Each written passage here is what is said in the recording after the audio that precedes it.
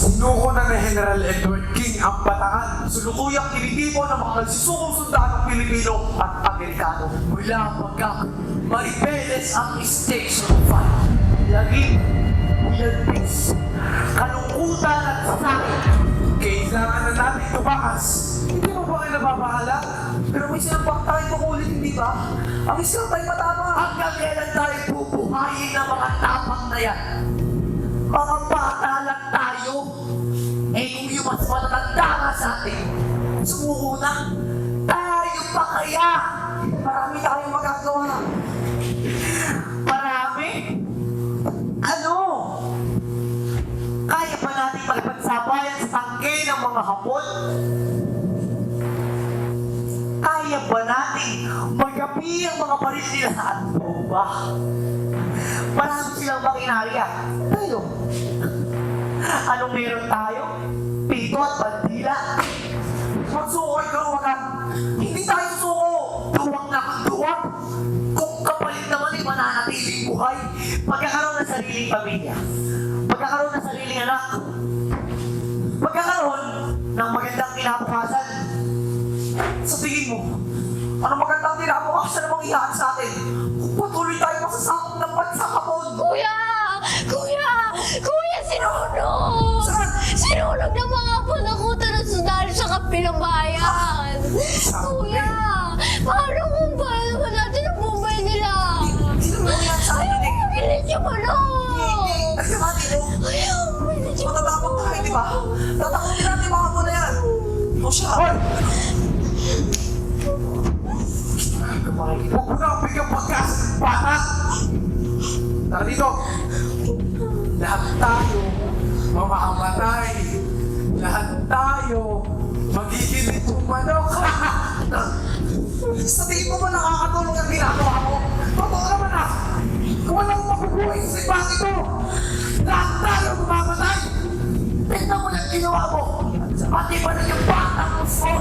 Kaya katulad mo! Sinasabi ko lang ang totoo! Magdali kayo. Ito ang bagong utos nila sa itaas. Galing sa sundalo na ako sa kalanga.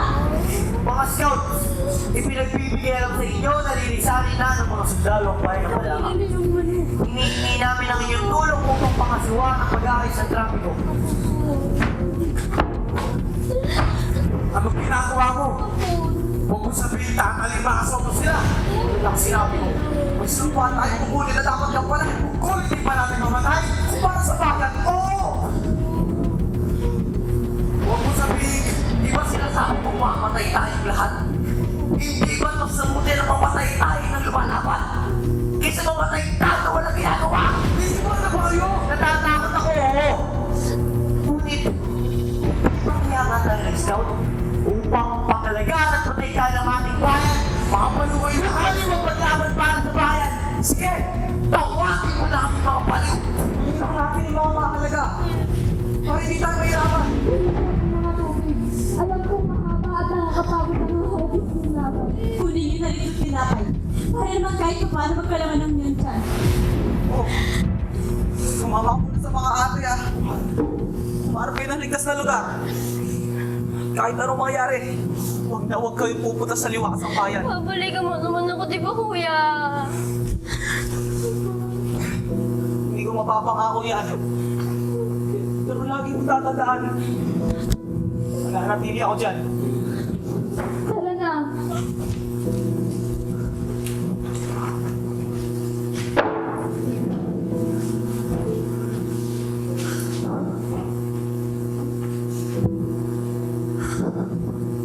Hindi ba? Hindi yung pipilita mo? Larawan ng katapangan. Pagtutulungan. Nagsasabaw naman ako. Sino bang hindi natatakot sa atin? Lahat tayo may agam-agam. Saka, hindi naman ibig sabihin na nagsusuko na tayo sa laban. Nandito tayo para sa isa't isa. Lalaban tayo sa abot ng ating mga kaya. Opo. Paglalaban natin, hindi lang mga kapwa natin Pilipino. Maging malikang mula dito. Pagkatapos ng maging nalintunan mo, susunod tayo ng mga tula. Nakawa tayo ng mga kanta, ng mga larawan. Kung paano makatulad ng ating kabataan ay hindi sumuko at lumaban.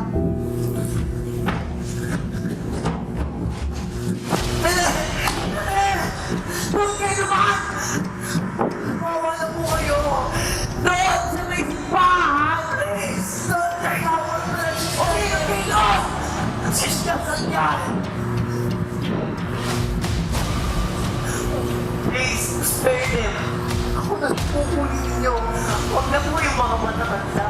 Kung saan tumibig ninyo! Kahit kami na lang po! Please! Let them free! Ah! Wag po! Ah!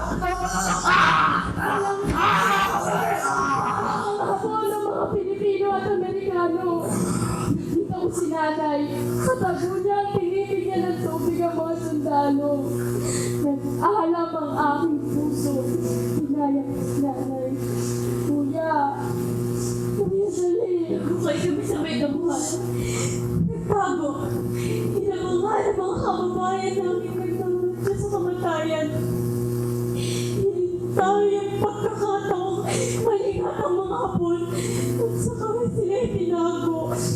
Wag po kayong maingay. Hindi ko sinunod si Kuya. Pumunta ako papuntang liwasang bayan. Nakita ko siya nag-aayos ng trapiko. Paalis na sana ako nang biglang may malakas na hugong ko narinig. Nakita ko aeroplano ng mga hapon at alam ko agad ang balak nilang pagpapasabog. Sumigaw ako, Kuya! May bomba! Panandali ang bulag ang mga mata ko. Unti-unti ko nakita si Kuya. Hawak ang pwito at bandila. Hamatang gasuling hininga niya.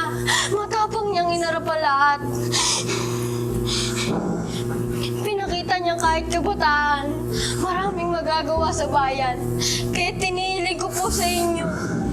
Sulat ninyo ang lahat ng siya. Ipinta ninyo sa mga papel at libro. Hawak kong minsan sa kasaysayan. May mga kabataang lumalaban para sa